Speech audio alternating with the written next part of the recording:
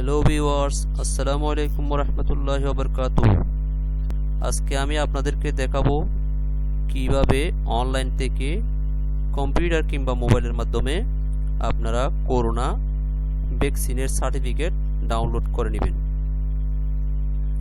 যারা প্রথম ডোজ এবং দ্বিতীয় ডোজ টিকা সম্পন্ন করেছেন, আপনারা চাইলে আপনাদের মোবাইল দিয়ে কম্পিউটার অথবা মোবাইল থেকে আপনাদের করোনা ভ্যাকসিন সার্টিফিকেটটা ডাউনলোড করে নিতে পারবেন।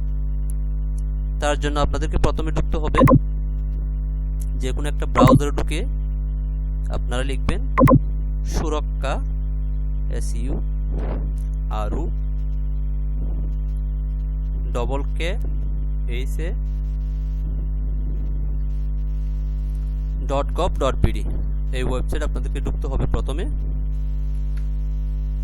সুরক্ষা ওয়েবসাইটে ঢোকার পরে আপনারা দেখবেন উপরে লেখা আছে টিকা সনদ। এই টিকা সনদে ক্লিক করে নিচে লিখবেন আপনাদের এনআইডি নম্বর, যেটা দিয়ে আপনাদের ভ্যাকসিনের জন্য রেজিস্ট্রেশন করা হয়েছিল।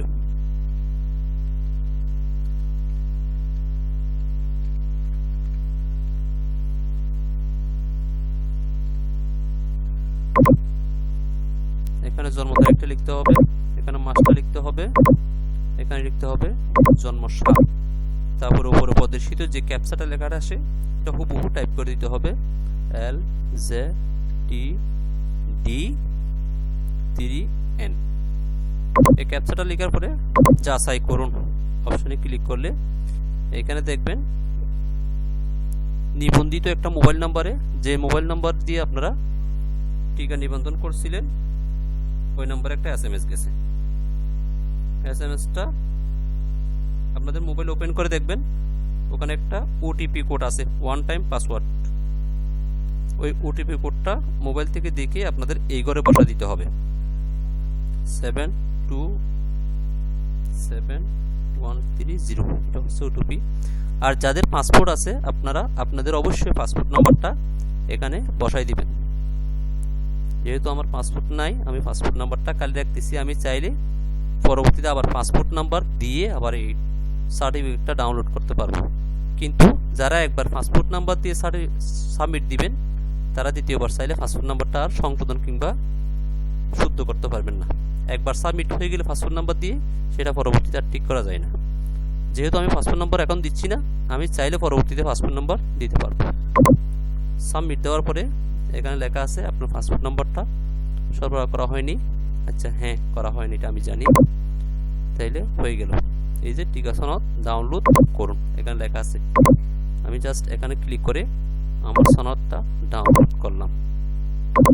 তাহলে এই যে পেয়ে গেলাম আমার কাঙ্ক্ষিত ভ্যাকসিন নিবন্ধন সনদটি, যেখানে লেখা আছে আমার প্রথম ডোজ এবং দ্বিতীয় ডোজ দেওয়ার তারিখ। এবং নিচে একটা ছোট্ট আকারে আইডি কার্ড আছে। আপনারা চাইলে এই আইডি কার্ডটা ল্যামিনেটিং করে সবসময় ব্যবহারের জন্য নিজের সাথে রাখতে পারেন।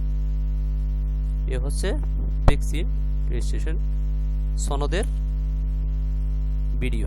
আপনাদের এই ভিডিওটা ভালো লাগলে অবশ্যই একটা লাইক দিবেন, আমার চ্যানেলটি সাবস্ক্রাইব করবেন এবং পাশে থাকা বেল আইকনটিতে একটা ক্লিক করে রাখবেন যাতে পরবর্তীতে আপনারা আমার ভিডিওগুলো পেতে পারেন। সবাইকে অসংখ্য ধন্যবাদ। খোদা হাফেজ।